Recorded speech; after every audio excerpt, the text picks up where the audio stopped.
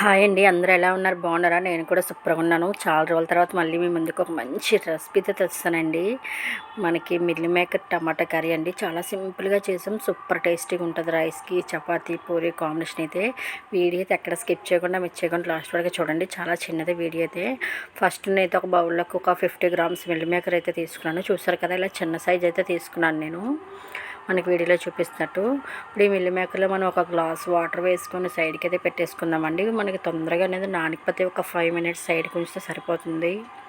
మీలో meal maker curry నచ్చదు అనుకుంటే ఒకసారి ఇలా ట్రై చేయండి. మరి వదిలిపెట్టరండి, అంత ఇష్టంగా తింటారు. ప్రతిసారి ఇలాగే చేయమంటారు ఇంట్లోని.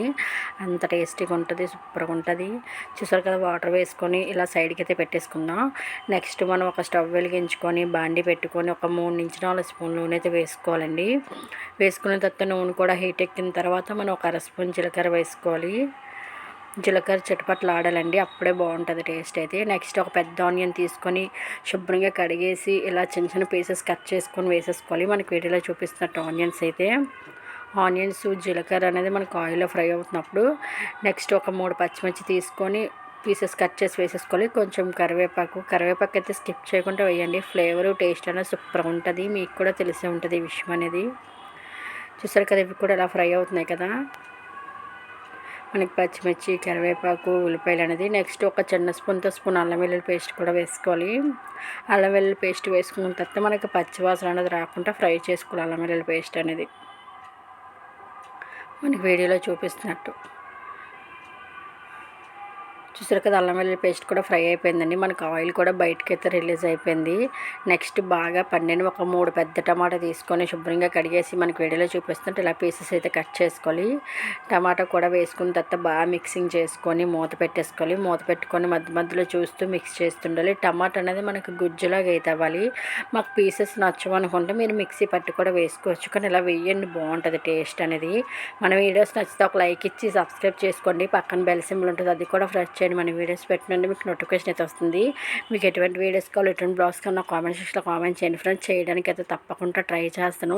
వీడియోస్ చూస్తున్నారు కానీ ఒక లైక్ ఇవ్వట్లేదు, సబ్స్క్రైబ్ చేసుకోవట్లేదు. సపోర్ట్ చేయండి, ఒక లైక్ ఇచ్చి సబ్స్క్రైబ్ చేసుకుంటే మనకి ఇంకా ఇంట్రెస్ట్ వస్తుంది మంచి మంచి వీడియోస్ అవన్నీ చేయాలని. చూసారు కదా, టమాటా కూడా మనకి గుజ్జులాగా అయితే అయిపోయి ఆయిల్ కూడా మనకి బయటకి అయితే రిలీజ్ అయిపోయింది. ఎలాగైతే మనకి టమాటా అనేది గుజ్జు అయితే అవ్వాలి. నెక్స్ట్ మనం ఆల్రెడీ వాటర్లో మిల్ మేకర్ అయితే నానబెట్టుకున్నాం కదా, చూద్దామండి ఇప్పుడు ఎలా నానాయి ఏంటనేది. చూసారు కదా, మనకి చాలా సాఫ్ట్గా అయిపోయి బాగా అయితే నానిపోయండి. మరి ఎక్కువగా అయితే ఫ్రై చేయొద్దండి, పేస్ట్ అనేది అయిపోతుంది. ఇలా ఫ్రై చేసుకొని మనం వాటర్ తీసేసి మిల్ మేకర్స్ అనేది ఇలా టమాటా గుజ్జులు అయితే వేసేసుకోవాలి మొత్తం అన్నీని. చూసారు కదా, మొత్తం అన్నీ వేసేసుకున్నాను నేనైతే. వేసేసుకొని నెక్స్ట్ అయితే మనం స్పైసెస్ అయితే వేసుకుందాము. నేనైతే కారం వచ్చి ఒక స్పూన్నర కారం అయితే వేస్తున్నానండి. ఎక్కువ అవుతుంది అనుకుంటారు కానీ ఎక్కువైతే అవ్వదు. ఆనియన్స్, టమాటా ఇవన్నీ వేసాం కదా. నెక్స్ట్ ఒక పావు స్పూన్ పసుపు, ఒక చిన్న స్పూన్ ధనియాల పొడి కూడా వేసుకోవాలి. నెక్స్ట్ మన టేస్ట్ సరిపోయినంత సాల్ట్ కూడా వేసుకోవాలి. వేసుకొని బాగా మిక్సింగ్ చేసుకోవాలి. మనం వేసిన స్పైసెస్ అన్నీ మిల్ మేకర్కి టమాటా గుజ్జుకి అనేది బాగా పట్టాలండి. ఇలా బాగా మిక్స్ చేసుకొని మూత పెట్టుకుంటే మనకి బాగా పడతాయండి. ఒక 2 మినిట్స్ మూత అయితే పెట్టి ఉంచేయండి. అలాగా మంట మీడియం టు సిమ్లో అయితే పెట్టుకోవాలి. చూసారు కదా, మంచిగా అయితే ఫ్రై అవుతుందండి. ఇలాగా మంచి స్మెల్ అయితే వస్తుంది మనం వేసిన స్పైసెస్ అవన్నీని. మనకి ఇవన్నీ ఆయిల్ అనేది ఫ్రై అవ్వడం వల్ల టేస్ట్ అనేది సూపర్గా ఉంటుంది. మనకి చపాతీ, రైస్, పూరికి అనేది కాంబినేషను. ఒకసారి మీరు ఇప్పటివరకు ట్రై చేయకపోతే ఇలా ట్రై చేయండి. ఇవన్నీ చూసారు కదా, బాగా సాఫ్ట్గా అయిన తర్వాత మనం ఒక చిన్న టీ గ్లాస్తో గ్లాస్ వాటర్ అయితే వేసుకోవాలండి. మరి ఎక్కువ వాటర్ అయితే వేయొద్దు, మనకి పేస్ట్ అనేది అయిపోతుంది. ఆల్రెడీ మనకి మిల్ మేకర్ అనేది చాలా సాఫ్ట్గా ఉంది.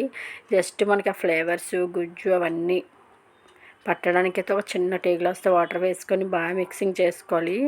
మిక్సింగ్ చేసుకొని మళ్ళీ మూత పెట్టేసుకొని ఒక 5 మినిట్స్ అయితే మనం కుక్ చేసుకోవాలి.